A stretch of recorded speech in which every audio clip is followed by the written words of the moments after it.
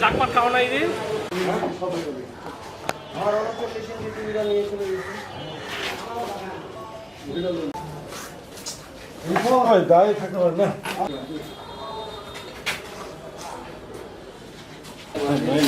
জুলাই আগস্টের শত শত শহীদের রক্তের বিনিময়ে অর্জিত নতুন বাংলাদেশে আমরা একটা নতুন স্বপ্ন দেখেছিলাম। আমরা ভেবেছিলাম এ দেশে আর কোনো দিন ফ্যাসিবাদ তৈরি হবে না, আর কোনো দিন স্বৈরাচার তৈরি হবে না। কিন্তু অতীব দুঃখের সাথে জানাচ্ছি, মাত্র কিছুক্ষণ 1 থেকে 1.5 ঘন্টা পূর্বে সেই পুরনো কায়দায় 2024 সালে 19শে জুলাই যেভাবে ফ্যাসিস্ট শেখ হাসিনার বাহিনী একবার আমাদের এই ডাক্তার অফিসে হামলা করেছিল, ঠিক তেমনি আজকে নব্য স্বৈরাচার এই বিএনপির ছাত্রদল, যুবদল, স্বেচ্ছাসেবক দল প্রায় 400-500 নেতাকর্মী নিয়ে অতর্কিত হামলা করে বাড়ি অফিসের আসবাবপত্র থেকে শুরু করে আপনারা দেখতে পাচ্ছেন চেয়ার, টেবিল, ফ্যান, টেলিভিশন সহ সব ভাঙচুর করে তারা চলে গেছে। এর একটাই মূল কারণ, এদেশের বাক স্বাধীনতা তারা কণ্ঠরোধ করতে চায়।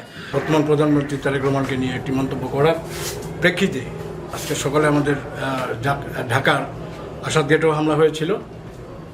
তার রেস ধরে আমার মনে হয় পঞ্চগড় জেলা বিএনপির উদ্যোগে, বিএনপি বলতে বিএনপির উদ্যোগে যে সবাই বিএনপির ছিল, বিএনপির ছাত্রদল, যুবদল, স্বেচ্ছাসেবক দল এবং বিভিন্ন অঙ্গ সংগঠনের নেতৃবৃন্দ অতর্কিতভাবে এই বিকাল 5:30টার দিকে আমার অফিসে এই ব্যাপক ভাঙচুর হামলা